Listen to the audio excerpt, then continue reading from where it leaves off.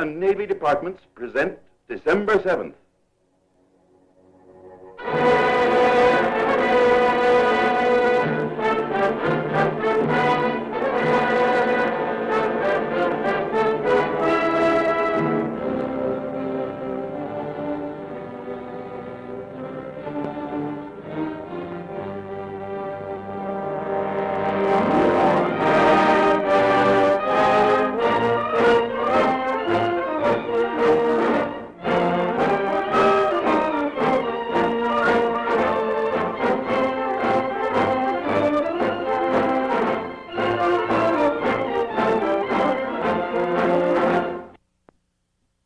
Would you please repeat the last paragraph I gave you, Miss Kim? Certainly, Uncle Sam. For tropical beauty, and I'm not excluding the opposite sex, this little island of Oahu has no peer as a vacation land. Fine. New paragraph. Imagine the transition, Jonathan. You hop a clipper in San Francisco, and in less than 24 hours, you're in paradise. Silenced is the endless ringing of the telephone. Vanished are Messrs. Hurry, Scurry, Worry and Company. Inaudible the hubbub of labor disputes. Gone the nerve-wracking feeling that the world in general is a whirling mess and that America in particular can't make up its mind which way it wants to spin, if at all. Yes, sir, Jonathan, when your corns begin to ache and bite, there's only one thing to do. Take your shoes off. And that's just exactly what I've done. On a flower-covered hilltop in Honolulu, TH, territory of heaven. Hawaii, romantic, mystical Hawaii, where the air is choked with the fragrance of a million flowers. Air choked with the fragrance of a million flowers. Oh, yes, Miss. I got carried away. All right, we'll continue. Yes, Jonathan, nature has been most generous. But there is more on this sun-gilded island than flowers and trees. I'll say there is. Oh, it's you. Yes, I might have known. Miss Kim, we'll continue with this later. The mood is gone. Go on with your letter. I might suggest a few things to add to it. They won't be as lyrical as the air choked with the fragrance of a million flowers, but they'll be as factual. You're not only an intruding gent, but a mule-eared eavesdropper as well. Thank you, Miss Kim. Good morning, Mr. C. Good morning, Miss Kim. You know, you're a strange fellow, U.S. One look at me and up goes your dander. Ah, that's no way to treat an old business partner. Old business partner, indeed.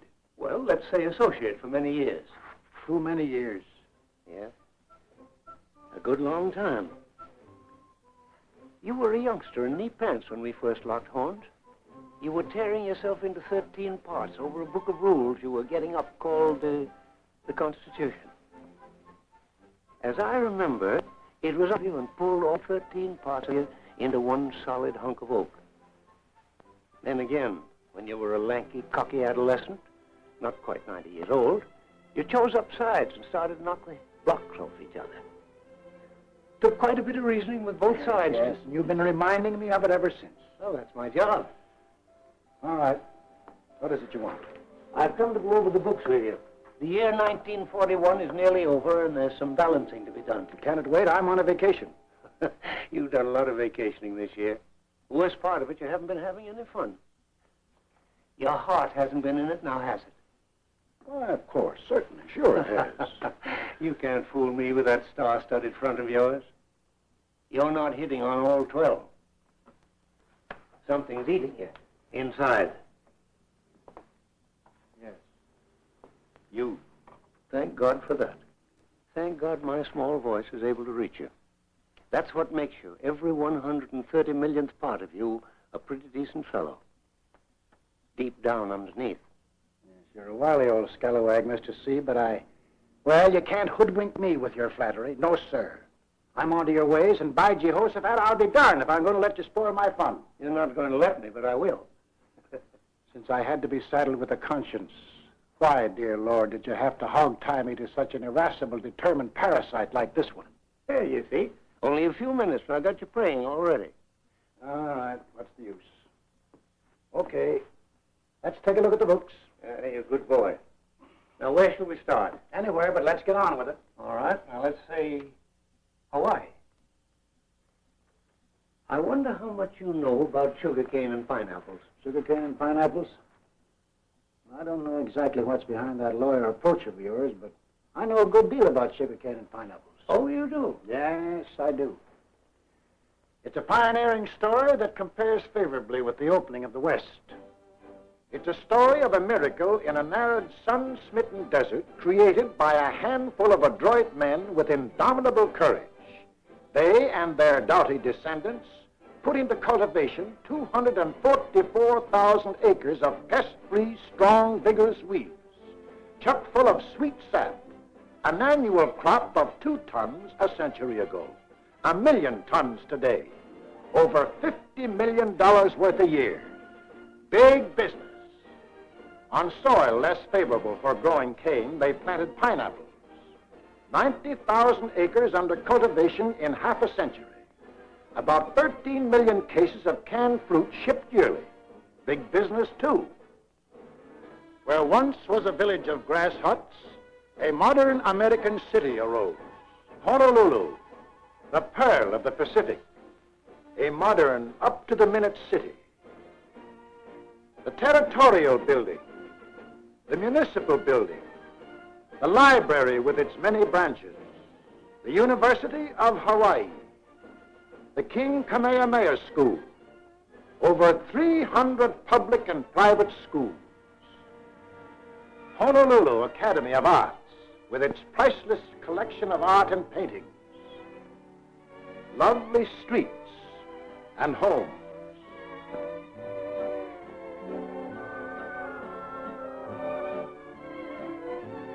Beautiful houses of worship, representing all denominations.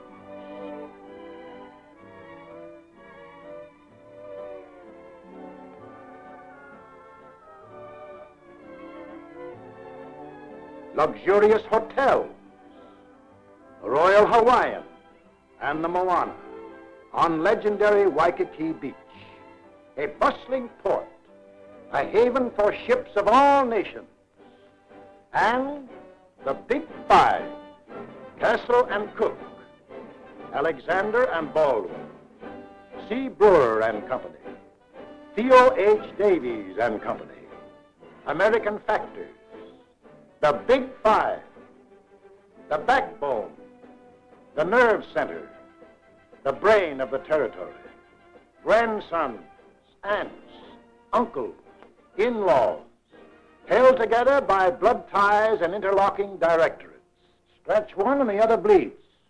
Yes, sir. That, my dear Mr. C., is what was accomplished with a sweet weed and a spiny pineapple in 1 century. And that's what I know about sugarcane and pineapples. As usual, you're very well informed. You've covered the subject perfectly, with one exception, labor. It took human hands to plow, till, and seed that desert soil, to irrigate it, fight the pests, harvest and gather the crop. Of course it did. And they've done a good job, too. They? Who are they? Why, the natives. You're a great one to play ostrich when you want to. You know as well as I do that the majority of laborers were and are Japanese. Well, what about it? Oh, nothing. But just for the record, let's not overlook the majority of the population here, the Japanese. They didn't come here to spread the gospel or to venture in trade. They were brought here as contract laborers to supply the needed manpower for those Yankee pioneers who got here first. Back in the 1860s, they came in driblets, later in buckets full. Some saved their money and went back to the land of their fathers. Others, seeking better working conditions and broader opportunities, went on to the Pacific coast. Most of them, however, sank their roots, raised their families, buried their loved ones, and settled permanently. There are a lot of them now, 157,000. 37% of the population of the islands. That's their 1941 telephone book, published for them in Japanese. And that's their newspaper, published by them. They have several daily newspapers of their own, a few semi-weeklies and weeklies. They have their own magazines, too. A goodly share still work in the sugarcane plantations. A goodly share still work in the pineapple fields. But they developed their big five, too. Not as financially potent and powerful, but very solid indeed. Inch by inch, their sons, grandsons, uncles, aunts, cousins began to penetrate into the industrial life of the island. And all the time, their numbers were growing. Merchants, fishermen, storekeepers, doctors, manufacturers, dentists, servants, truck farmers, nurses, ad infinitum. Yep, there are a lot of them.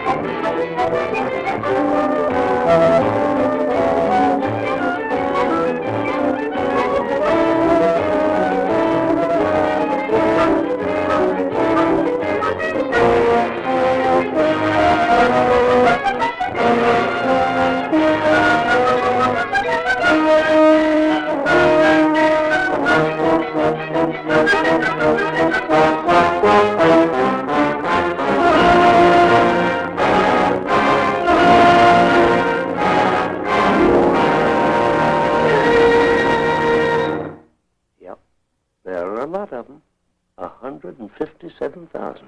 And about 120,000 are full-fledged American citizens. Don't forget that. Conduct themselves accordingly.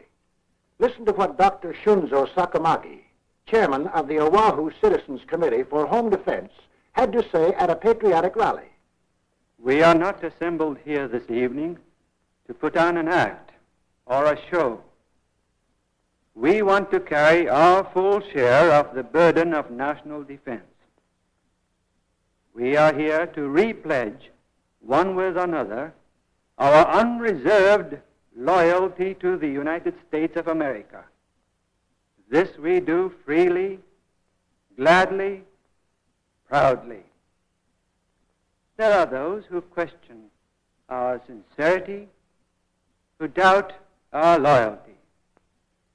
But if they would only pause and reflect, they would realize that there is no justification for such an attitude. After all, we were born here. Our homes, our friends, our livelihood, our future are all deeply bound up with this native land of ours. We realize how fortunate we are to be living in this of all the lands of the earth, and we cherish our heritage as Americans. These are not mere words spoken for effect, with tongue in cheek. And we wish to add in unmistakable language that if and when war comes, no matter with what other country, we will give our lives, if necessary, in defense of those democratic principles for which other Americans have lived and fought and died.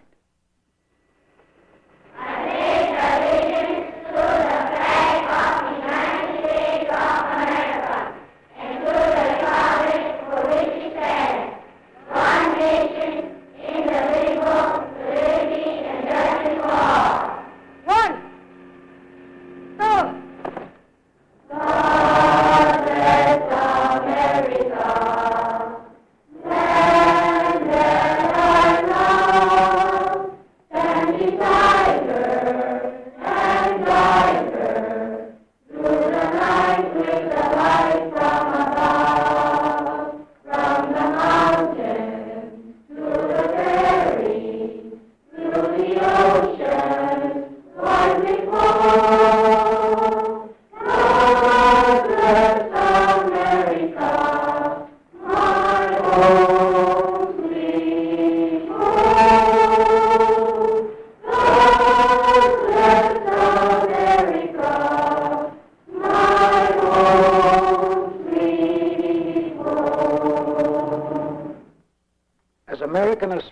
exists in any New England community, by gobs. A hyphenated spirit. Yes, they express their loyalty and no doubt are loyal. They send their children to American public schools where they pledge allegiance to the flag and sing patriotic American songs. But they also send them to their own language schools, 175 of them, where they're taught Japanese loyalties, culture, and morals. 日本の3つの主な都会は何ですか？東京と大阪と横浜です。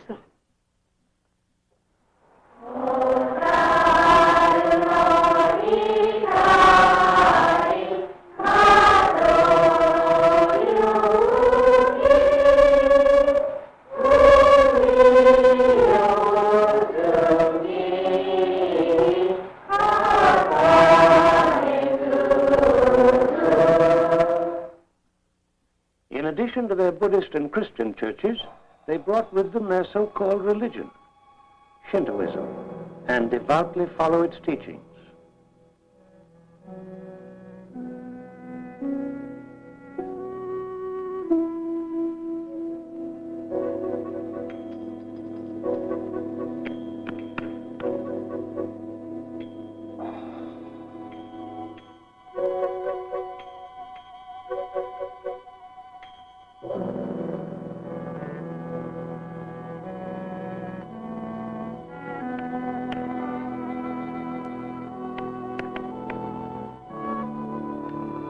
Pardon me, sir. Would you please tell us whom you recognize as a supreme being, as deity? In Shintoism, we worship the first Japanese emperor, whose creation started the world of mankind. Doesn't that imply worship of his descendants, the present son of heaven, Emperor Hirohito? He is the mortal image of our immortal deity. Do you mind telling us what are some of the basic precepts of your religion? Not at all. Shintoism embraces many doctrines. It preaches honor of the ancestors, thereby keeping alive the fires of nationalism and preserving a racial and social bond with the unbroken and divinely descended imperial dynasty. To be a Shintoist is to be a Japanese. This is not, nor can it be, a matter of choice. It is a duty. And they obey their duty. You're forgetting the guaranteeing freedom of religion. Is it an infringement of those rights to prohibit American citizens from worshiping the head of a foreign government? What, I ask you, my liberty-loving friend, would Tokyo think if the emperor's subjects openly worship George Washington as a god? Are you implying that all these people are disloyal Americans? Oh, no, indeed not. I wouldn't, nor would anyone undertake to separate the loyal from the disloyal.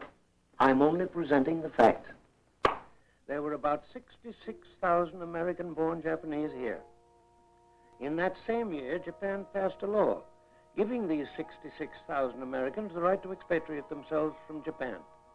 Yet up to 1933, only about 5,500 did. True, the expatriation procedure was made complicated and cumbersome by the Japanese government. Nevertheless, in that same period, between 1924 and 1933, 39,000 children were born to Japanese parents in Hawaii. But 17,800 of the parents went to the Japanese consulate here and registered their 2-week-old sons and daughters so that they wouldn't lose their Japanese citizenship. If that's Americanism, it's very hyphenated. All right. So there are many Japanese here, and they have their language schools and Shinto temples, and many are hyphenated and some perhaps disloyal. But don't go getting the impression that I'm entirely unaware of their presence here. My police forces, federal and local, are constantly vigilant, and backing them up is the largest naval fortress in the world. As long as the American flag flies over these bastions of military strength, no one need sleep uneasily. And let me remind you, it's a bastion I'm very proud of, just in case you've forgotten. I haven't forgotten, but neither have the Japanese. Ah, there you go again. No, this time I mean the Japanese imperial government, through its consulate general and his 250 vice consuls. The Japanese consulate, diplomatically protected by the flag of the rising sun.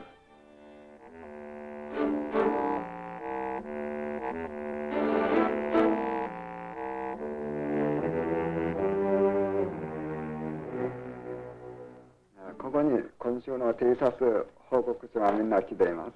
本当に珍しいものです。ポールハーバーのすぐそばには書道畑があって、まだそのそばには日本人のうちがいくつかあるそうです。そうか、聞かせてくれ。月曜日には帝国の一番大きい航空母艦は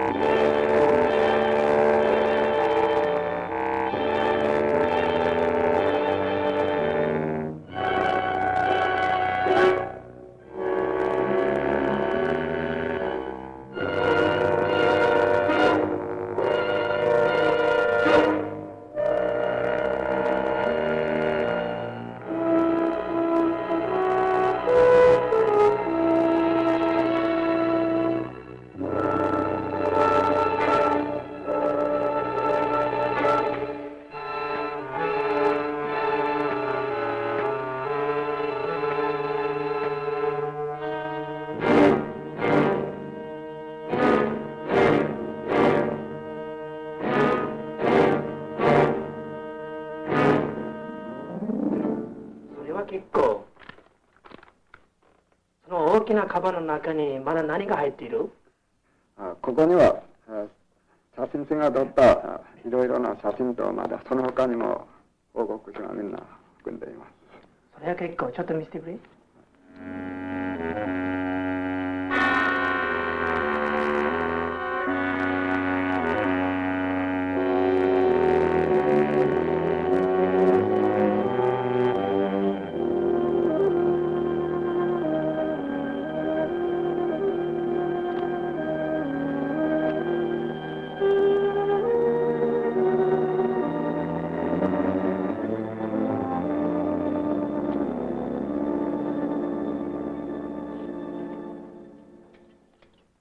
Out 32 days and we really gave her the works. She made 31 the last test. She'll make 33, easy like. Sure. Wait, she won't take it. I'm telling you, the Salt Lake will run circles around her. They tell me these new cruises will do 35. Maybe so. Well, you know the old theory. Put on a little more armor and take it a few knots slower. It's a lot safer. So you ought to see the burn I got here the other day. I got diving for lobsters. Look at this, Jim. Snap into it, will you, baby? I'm in a hurry. What's the rush, Mike? Got a date? Yeah, a date with a sergeant. Sentry detail at the other end of the island. We're laying in a new landing field. You'll see it. It's over 9,000 feet long.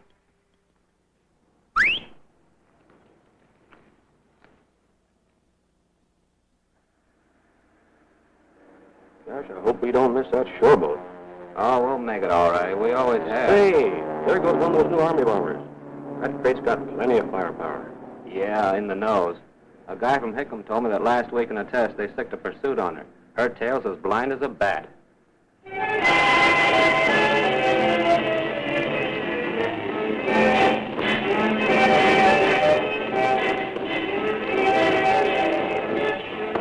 A buck's worth, sister.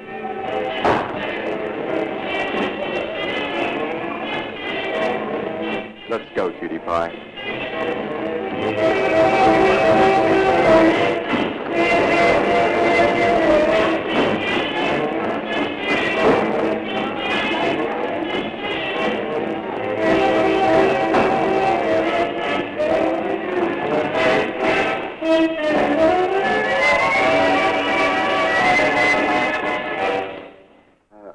대국機関はあんまり寂しくて我が日本の女に惚れてみんなの軍事的秘密を漏らしました。ここにその女から来た引っ込みフィールドに関する詳しい報告があります。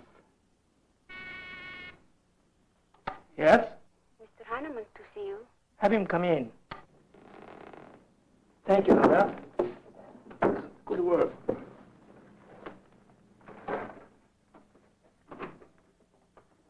Good morning, Herr Heinemann. Howdy, the gentlemen. You seem in very good spirits today. Not really. Of course I am. Haven't you seen the papers? An American destroyer was sunk in the North Atlantic by one of our submarines. My office can take credit for that. The information was picked up right here in Honolulu by one of my best men. About 10 o'clock, the phone rang. Long distance. And guess who? Brown. Well, he didn't say so in so many words, but we've got a little code fixed up. And he's been transferred to a cruiser and is leaving on Friday for Iceland. Just imagine Ralph in a cold country like that. Why, he's a regular old beach boy. Poor darn, probably freeze to death. Now look, Marco, remember, not a word to a single soul. I really shouldn't have told you. It's a military secret. It certainly was a military secret. Unfortunately, we didn't get the cruiser. But we did get one of the destroyers. My congratulations.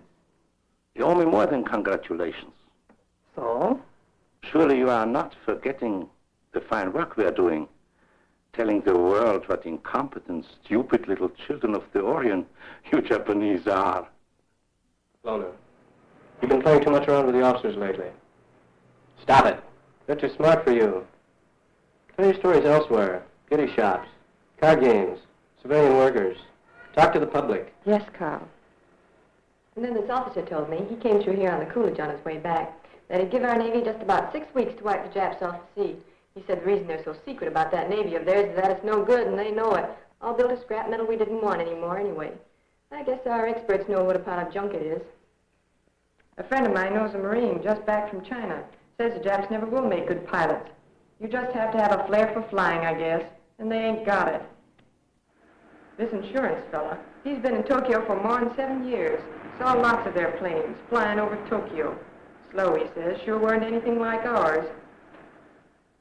A newspaper fellow who's been in Tokyo said their ships are just a lot of junk. Why, he says some of them just roll over and sink the first time their guns go off. And those Americans swallow it as easily as they do their indigestible popcorn. Well, Peter, I have something highly confidential to discuss with you. Certainly. Excuse us, Father. Good morning.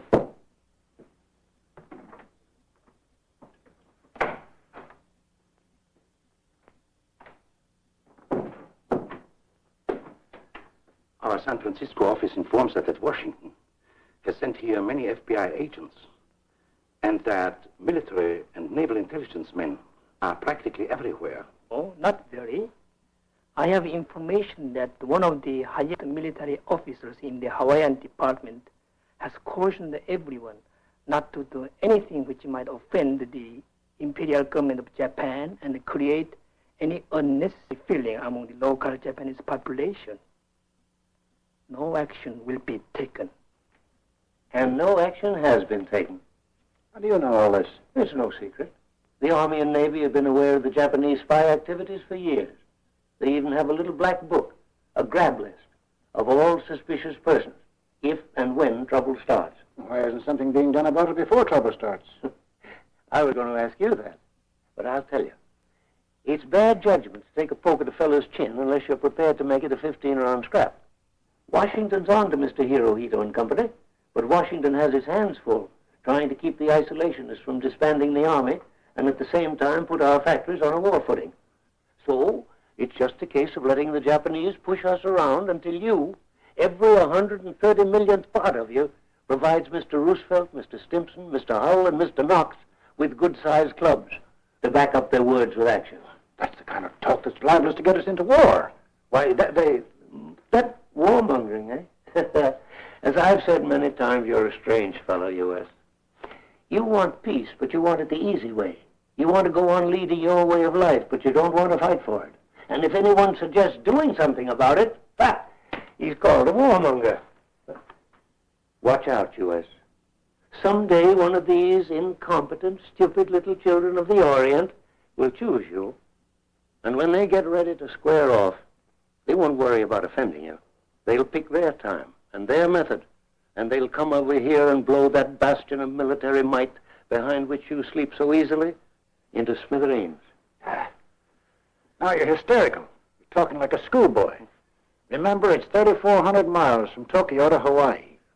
Oh, they may get cocky and try and pull a fast one in the Philippines, or they might even be crazy enough to grapple with the British in Singapore.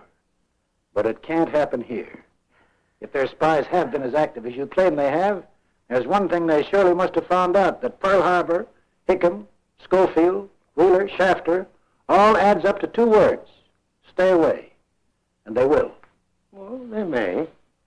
In the meantime, no matter the hour, no matter the place, there's an ear to hear and an eye to observe.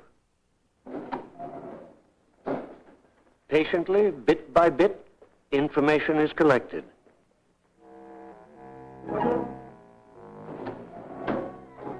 Patiently, bit by bit, it is sent out. 今日はポールハーバーに第12番の上代がある。今週の末頃に軍艦ペンシルベニアとネバダが帰るつもりである。The ever-present diesel-powered sampan is used for other purposes besides fishing. 注意腹の報告である。飛行機 PPY この辺にある。レンドブは引き延ばせよ。The diplomatic pouch eliminates the need for secrecy. Thus, by shortwave and diplomatic pouch, Tokyo is kept informed of all our ship movements and all our military activity. By patriotic subscription, they support the war in China. By low-cost tourist rates, thousands go back yearly to the homeland. In return, Tokyo sends over Shinto priests, educators, writers, who go up and down the islands with monotonous regularity. For 2.5 hours daily, Tokyo broadcasts programs in Japanese, featuring news reports and governmental happenings. 首相登場は議会で個人と論と東京との間に三国同盟の強固たることを再び断言した。Quite often they get very chummy and allow their tourists and relatives to send their greetings back. もしもしホノルル、ここは東京です。私の友人高橋さんとサンタさんと松田さんとの中によろしく申し上げてください。And when Tokyo speaks, they all listen, rich and poor alike. So it's plainly a two-way proposition. Put them both together, and it spells Tokyo, I love you. You may see nothing but intrigue and conspiracy lurking behind every closed door and choking the airways with military information. I see islands of wondrous beauty,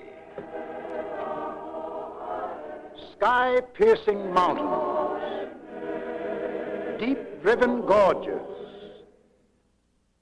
dashing surf, and miles of colorful coastlines, tropical skies, the world-famous landmarks, Diamond Head, the upside-down falls,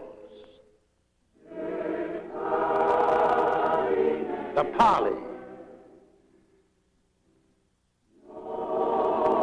I see islands inhabited by people of many tongues, of many lands, living side by side in neighborliness and friendship. My islands are of many races, many mixtures. The total population is 423,000. There are 7,000 of us. I am Korean. Portuguese, 8,000. Chinese, 29,000. Filipinos, 53,000. Hawaiian and Part Hawaii, 66,000. Caucasian, 103,000. Japanese, 157,000. A melting pot, yes, but one in which everything literally melts.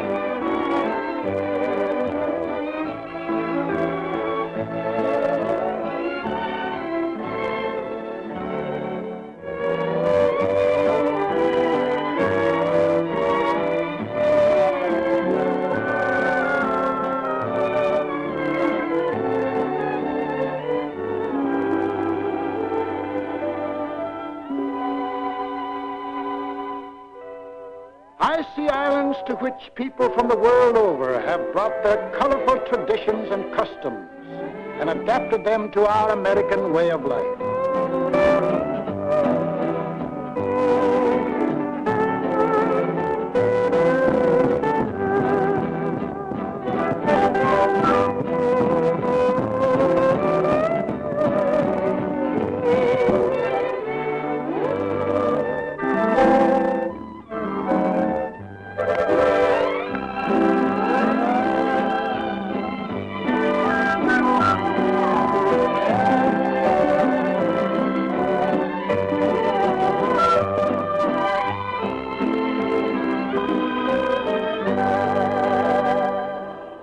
Islands which say aloha to thousands of vacation-bent tourists yearly.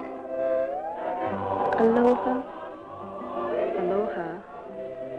Aloha. Aloha. Aloha. Aloha nui.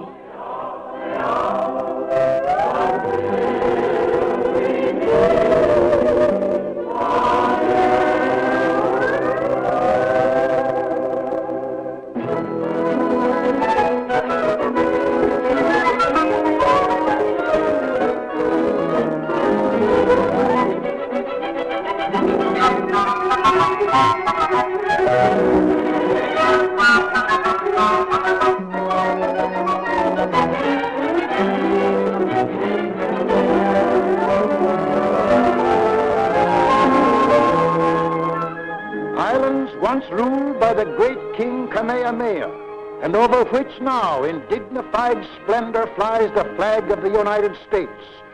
It's all down there, Mr. C.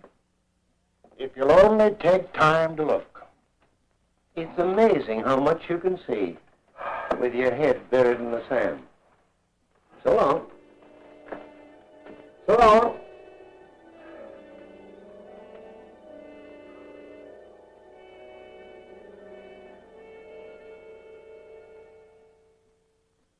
Sleeping peacefully, Uncle Sam? No problem? No worries? Everything in order, eh? Go away, Mr. C. I'm tired. I'm tired, too. The whole world is tired. Why must you plague me so? I'm tired.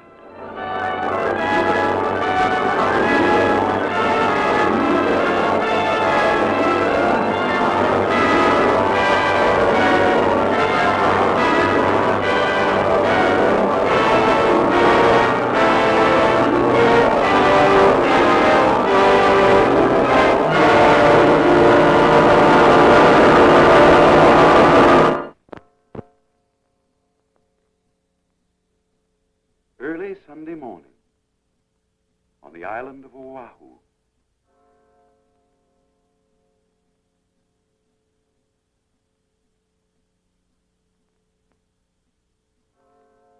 On a hilltop, Uncle Sam lay fast asleep, warned of the fire that was licking across the oceans from without, warned of the dangers that were threatening from within, tired from wrangling with his conscience and fatigued after a long, dark night full of disturbing events, as indeed the year 1941 was.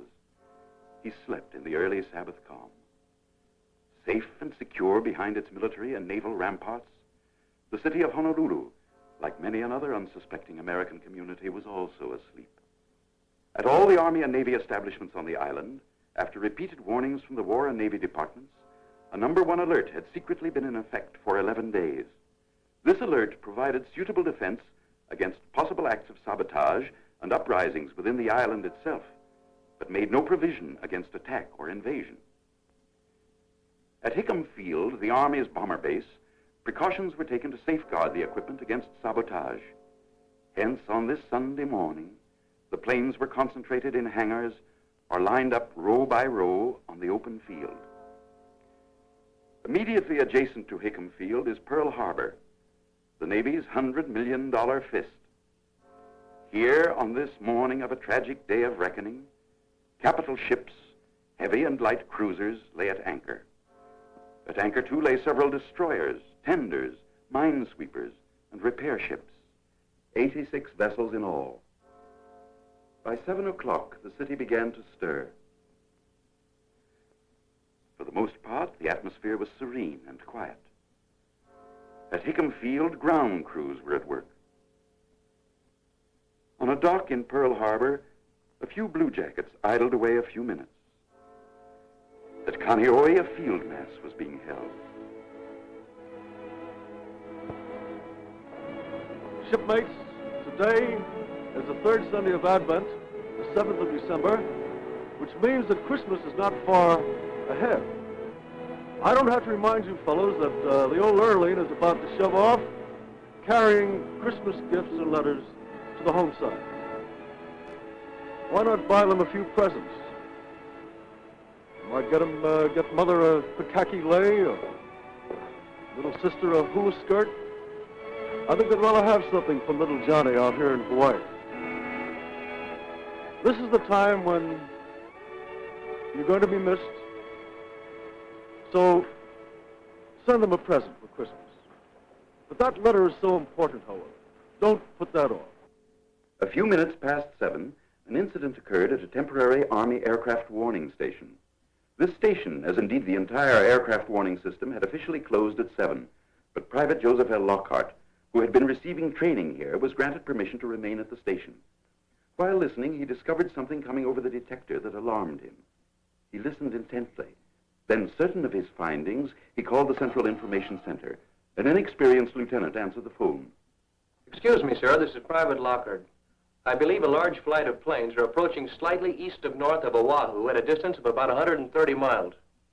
Must be our own. We're expecting some B-17s from the mainland. Thank you, sir. This incident, where it acted upon, would have given our forces brief but precious time for defense action, and may have considerably affected the events of this fateful day. Regrettably, Private Lockhart's warning went unheeded. It was 7:50 a.m. by the clock on the Aloha Tower when the drone of planes was faintly heard.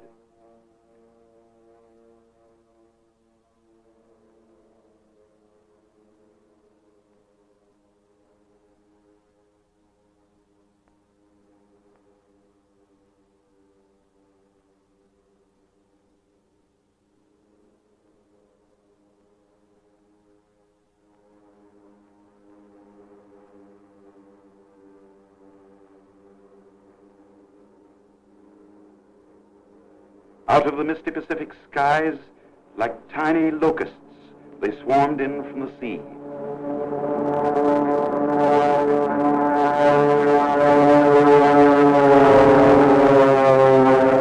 From the south.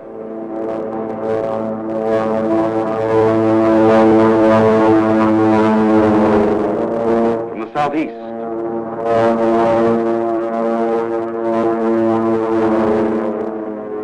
From the north.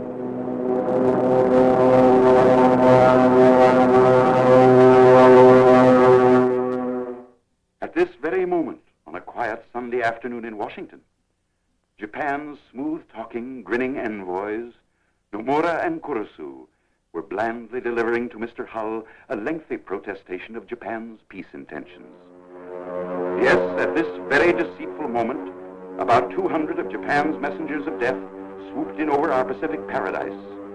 On they came, wave after wave, boldly, fearlessly. They had little to fear. They knew that our task forces were at sea, and they knew their disposition. They knew that no long-distance airplane reconnaissance, no inshore airplane patrol was being maintained. They knew from detailed maps they carried with them the exact location of vital airfields, hangars, and other structures. Each was given a specific objective, and straight toward that objective he came.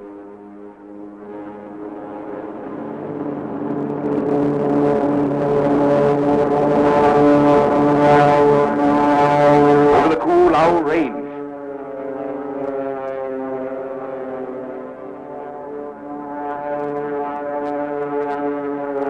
Past the Pali.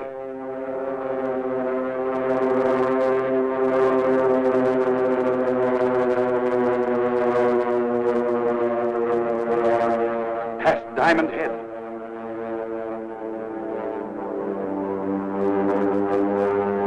And over Waikiki Beach, the treachery of an empire was on the wing.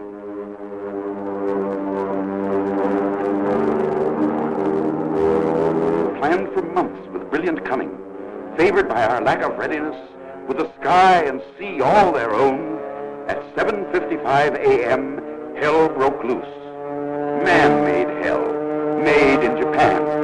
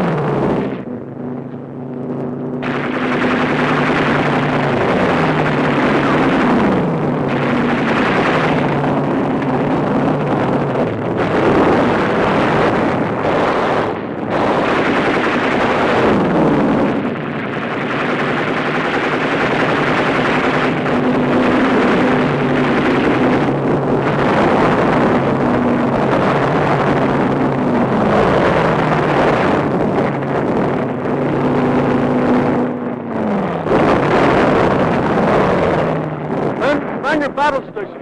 God bless you.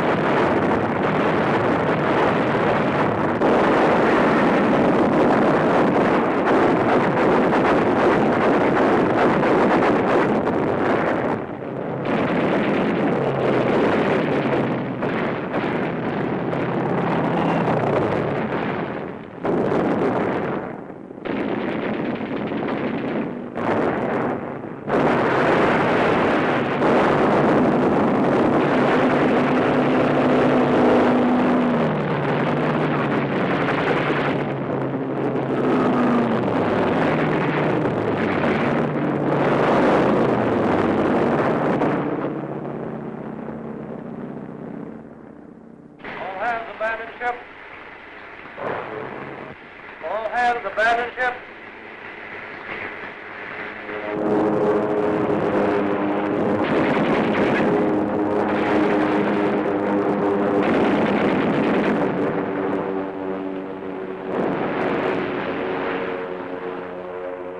The ferocity of the attack momentarily subsided. In the city, the people, awakened by the bombardment, believed the Army and Navy were staging large-scale maneuvers. Scattered bombs, incendiaries, and machine gun fire had changed their minds.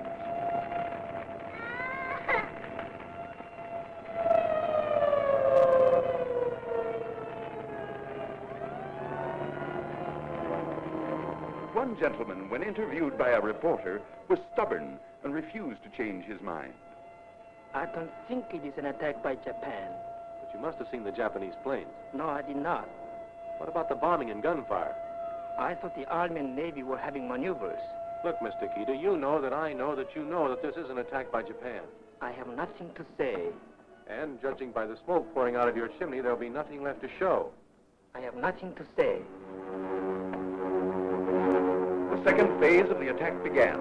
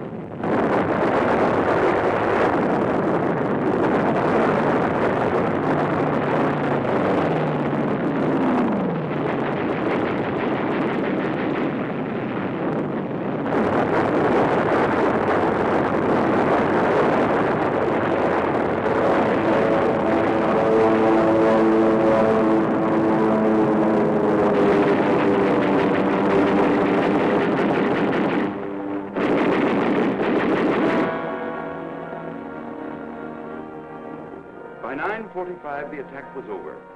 1 hour and 50 minutes of perfidy. The last wave of the invaders was beaten off. Yes, beaten off by our men, who against overwhelming odds, heroically and magnificently gave notice to the world that we had only begun to fight. When they sneaked in, they were about 200 strong, only about 150 when they departed. Behind them, they left about 50 of their planes. Most of them were scattered on the airfields in charred, twisted, and mangled wreckage. A few had crashed into the sea and were washed up on the shore. Some were shot out of the sky and plunged headlong into the harbor. Grim telltale evidence that the list of dead Japs might have been larger and the list of our casualties smaller had we been sufficiently on the alert. These two-man submarines, 3 of which were accounted for, were especially built to operate in shallow waters, such as are found in and around Pearl Harbor. This piece of underwater perfidy won't be forgotten. Yes, this, as indeed the whole diabolical plan of the attack, was conceived and aimed toward achieving one objective, and one objective only: to catch us off guard, smash our fleet, cripple our standing as a sea power, and put us out of business. In this it failed, but tragic and terrible was the scene of destruction. Heartbreaking, the sight of ships built to fight and die proudly, now left burning in shallow graves. Painful and lamentable the scenes of Hickam, Wheeler, Kaneohe, with barracks, hangars, and equipment a mass of battered debris. Always, said President Roosevelt, always will our whole nation remember the character of the onslaught against us.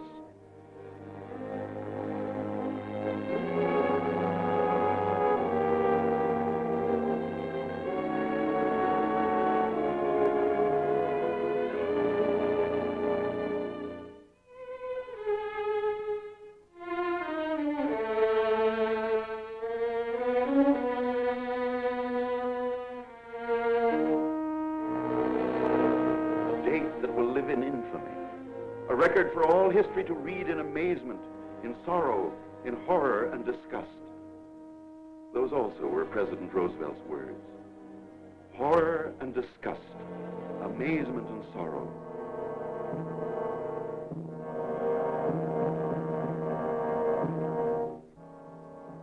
Sorrow, yes. Bitter, grievous, mortifying sorrow. For on this Sabbath day, 2,343 officers and enlisted men of our Army, Navy, and Marine Corps gave their young lives in the service of our country. Who were these young Americans? Let us pause for a few minutes at their hallowed graves and ask a few of them to make themselves known. Who are you, boys? Come on, speak up, some of you. I am Robert R. Kelly, United States Army. I came from Findlay, Ohio. My parents are Mr. and Mrs. James E. Kelly. I am Alfred Aaron Rosenthal, United States Navy. I lived in Brooklyn, New York. My parents are Mr. and Mrs. Henry L. Rosenthal. I am Theodore Stephen Zabel, United States Marine Corps. My hometown is Castalia, Iowa. Those are my parents, Mr. and Mrs. Stephen Zabel. I am Moses Anderson Allen, United States Navy. I lived on a farm in Cove, North Carolina. My mother is Mrs. Addie Allen. I am James Webster Late, United States Navy. I'm from Huntington Park, California. My folks are Mr. and Mrs. William J. Late. I am Antonio S. Tafoya, United States Army. I live just outside of Albuquerque, New Mexico. My father and mother are Mr. and Mrs. Jesus A. Tafoya. I am Lieutenant William R. Schick, United States Army Medical Corps. My home was Chicago, Illinois. My parents are Mr. and Mrs. William H. Schick. My wife's name is Lois. You have a baby now, Lieutenant. He was born 3 months after Pearl Harbor. He's named after you, Billy. And you may be pleased to know he was born on your birthday. Oh, that's swell. Thanks. But tell me one thing, Lieutenant. How does it happen that all of you sound and talk alike? We are all alike. We're all Americans.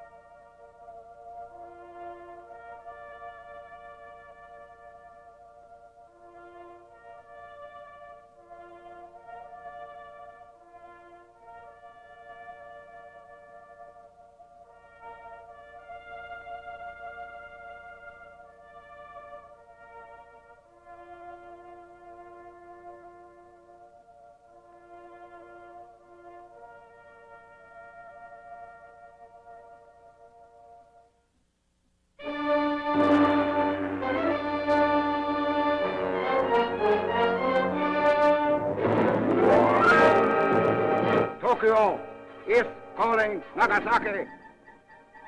Over. Ataro. His Excellency Premier General Hideki Tojo will report to the nation. For many years, the democracy of the United States has threatened to enslave the life of our peace-loving nation. That threat has now effectively been disposed of. I have the honor to report that our bombers have struck an annihilating blow at United States sea power.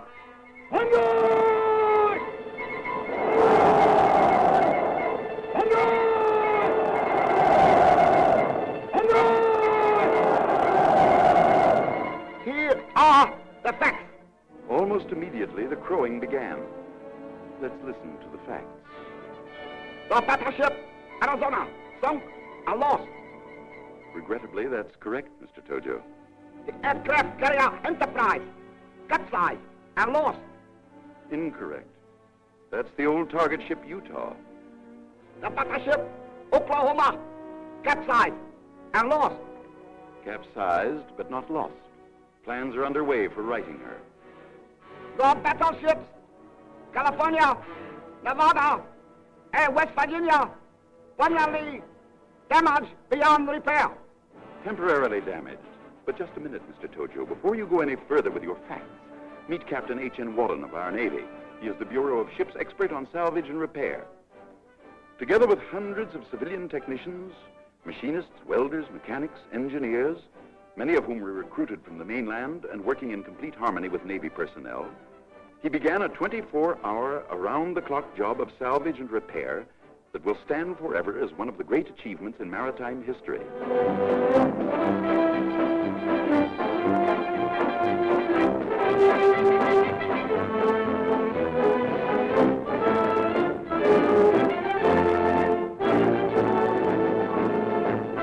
Above and below the water's surface, this epic of masterful engineering went on. Captain Wallen has proved you a mighty tall storyteller, Mr. Tojo. He calls your facts by a rich Navy word, scuttlebutt. And from the very moment the attack was over, he set out to scuttle your kind of scuttlebutt.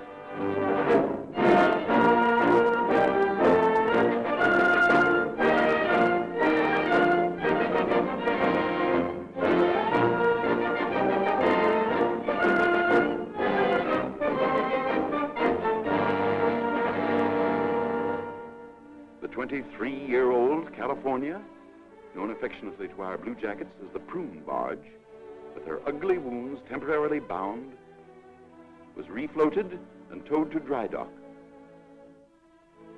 Similar attention was given to the 28-year-old Nevada and the 21-year-old West Virginia. Here in dry dock, in record-breaking time, they were overhauled and improved from stem to stern, from hull to peak. Now, dressed in their up-to-the-minute fighting garb and raring to go, these mighty warriors and their proud crews stand out to sea. Godspeed.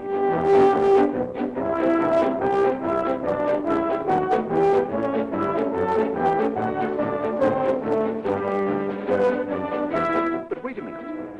Who is this saucy little gal, Captain Wallen? By George, it looks like the...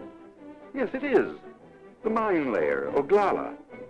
A 4,000-ton surprise package. Given up and reported as lost, this former Fall River Line passenger ship was righted and refloated.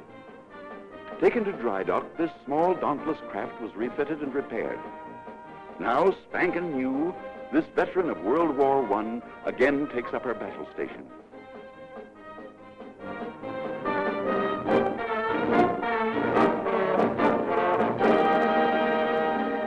So you see, Mr. Tojo, how poorly your facts stand up. Sorry to have interrupted. That which is left of the Pacific Fleet is now in the southerly flight, seeking shelter in the Panama Canal. Before you were lying. Now you're fishing. All shipping lanes between the United States mainland and Hawaii are blockaded. And now you're wishing. No phantom ships these, Mr. Tojo, but a huge convoy from the mainland. 36 ships. quite a number for blockade runners. And they're loaded to the gunwales with reinforcements and supplies. And here's a tip, Mr. Tojo. More of these convoys are on the way. Yes, convoy after convoy. Men in ever-increasing numbers. Supplies in ever-increasing quantity. For thanks to Washington's far-sighted program, we did manage before December 7th, despite many internal difficulties and disagreements, to build up the strength of our armed forces and start our factories humming. So that today, behind a heavy curtain of military censorship, Hawaii stands the greatest military and naval fortress in the world. Yes, virtually overnight, the island scene changed. War had come to America's tropical suburb, the Axis brand of war, a stab in the back on Sunday morning. The din of the last bomb had barely faded when Governor Poindexter proclaimed martial law for the civilian population. What kind of garrison material did these people make? Here is their vivid answer to Japan's sneak punch.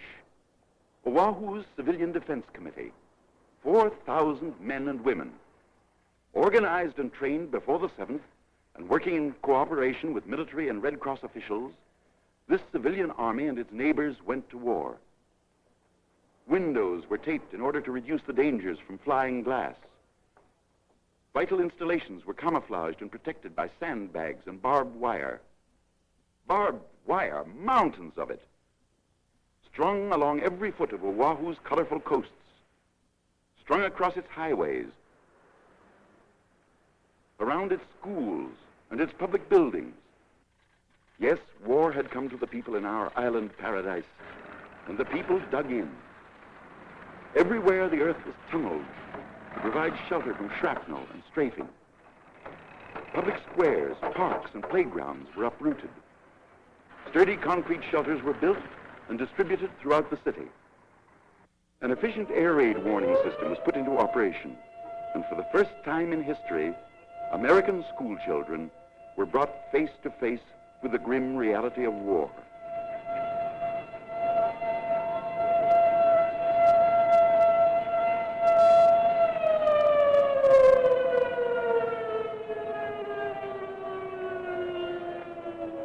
Even tiny little tots, confused and bewildered, were taught to march into zigzag trenches. How difficult to convey to them the why or wherefore of this strange game.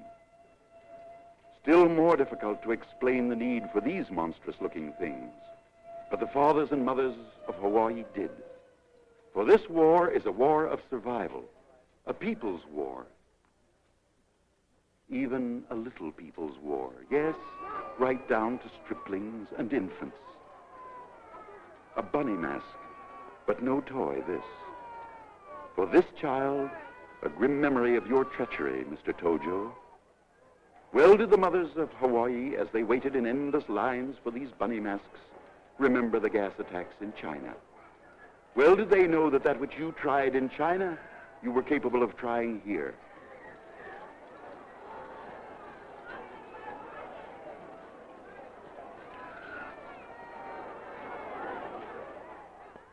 But Hawaii is prepared now, even against this possibility.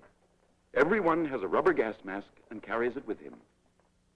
From children as they go to and from school, to grown-ups, civilian and military alike. The people of Hawaii needed no pep talks on the value of rubber. This pile collected by them unmistakably proves that. Yes, all the people pitched in. The Japanese, too. They volunteered in great numbers as blood donors.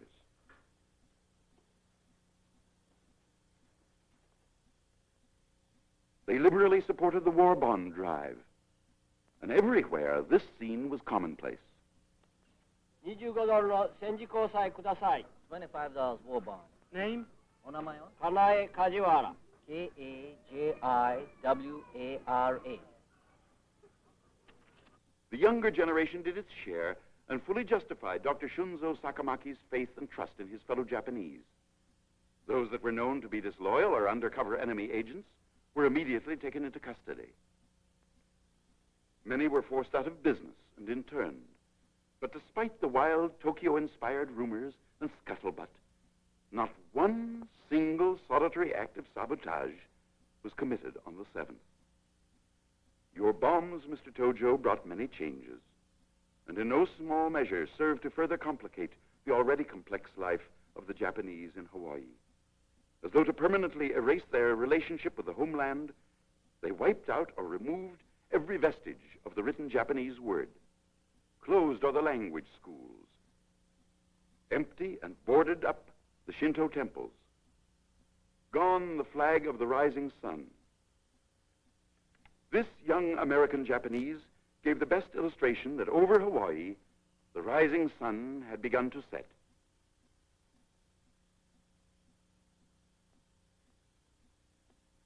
Thus, war came to Hawaii, USA. The Aloha Tower, once the symbol of welcome and hospitality, now stands clad in weird war paint. No longer do luxurious liners bring vacation-bent tourists to these once happy isles. The liners, too, have gone to war. No longer is Waikiki Beach the sun-kissed playground of the Pacific. Barbed wire has changed its face, too. Now, at twilight, the city streets are empty and deserted. Blackouts start each day promptly at dusk. Well, you may crow, Mr. Tojo. You've done a good job of stabbing in the back. You've darkened our cities. You've destroyed our property. You've spilled our blood. Our faith tells us that to all this treachery, there can be but one answer, a time-honored answer. For all they that take the sword shall perish with the sword. So that's the story of Pearl Harbor, before, during, and after the infamous attack on December 7th. It's all true. You can take my word for it, because I know. I was there. I died there. Who you parley-vooing with, buddy? Oh, just talking to some of our fellow Americans. Up here or down there? Down there. It's a waste of time. Oh, they're all right. That ain't the way I size them up. I ought to know. I've been watching them from up here for 24 years. Where did you get yours? On the Marne. Oh, you're a veteran. To you rookies, yeah, but I ain't no veteran. Over there's men that fought the Redcoats with George Washington. Saw the general the other day. Over there, the boys of 1812, the Indian fighters. Up there is regiment after regiment of blues and grays. Back down Manila Boulevard, there's some of Dewey's men. My outfit's billeted up here in the new sector. Reckon they'll be opening up some more sectors now. Plenty of room for all of you. For you boys from this war and from the next. There isn't going to be any next. Oh, where have I heard that before? Yes, I know. It's been said since the Bible was in its first edition. But this time, we're going to make the world safe for democracy. The world safe, period. Safe for us to continue our democracy. Safe for any other nation who may choose to live under a democracy or any other book of rules, whatever its name, just so long as they call a fair ball fair and a foul ball foul. Who's going to do your umpiring? Every nation. The bush leaguers and the majors alike, if and when they prove themselves able and worthy to rate being called a ball club. I've heard all that before, too, buddy. And no reflection on you, it was said better by a great man that's up here with us now, Woodrow Wilson. And what happened? America decided they didn't want to play ball at the International League, so they left Wilson out there on third base and they walked off of the field. When he tried to tell them that they're a big league club now and that they no longer play in sandlot ball, they sold him and his hopes and his ideals down the river. That was 1918, 500 years ago. This time you can bet your last Lincoln penny Uncle Sam's going to be right in there, pitching. You taking any bets? When the last shot's fired, they'll take all of the Roosevelt, the Wallace, the Hull, the Wells, the Wilkie speeches. They'll pack them away in mothballs. They'll climb up on the bleachers. They'll eat hot dogs. They'll watch the other clubs slug it out. 6 will get you 12. At 15 or 20 years from now, they'll be opening up new sectors in here. Better cut down on the odds, soldier. Because when this ball game is over, A lot of guys are going to be struck out, that's true. But a lot of guys are going to be coming back to home plate. And they're going to ask a lot of questions. And they're going to have a lot to say about who does what and when. A whole flack of contracts and promissory notes is being dished out to them. And they're coming back to collect. My money's on them. And on the Roosevelts, the Churchills, the Stallions, and the Chiang Kai-sheks. I'm putting my dough on a ball slugger called reason. On a pitcher called common sense. On an outfield called decency. Faith, brotherhood, religion. Teams like that are warming up all over the globe. They're in spring training now. But when the season starts, they're going to be all out there slugging, pitching, fielding their way to a World Series pennant called peace. Yes, all over the world. In Australia, Belgium, Brazil, Canada, China, Costa Rica, Cuba, Czechoslovakia, the Dominican Republic, the Free Danish movement, England, Ethiopia, the Fighting Free French, Greece, Guatemala, Haiti, Honduras, India, Yugoslavia, Luxembourg, Mexico, the Netherlands, New Zealand, Nicaragua, Norway, Panama, the Philippines,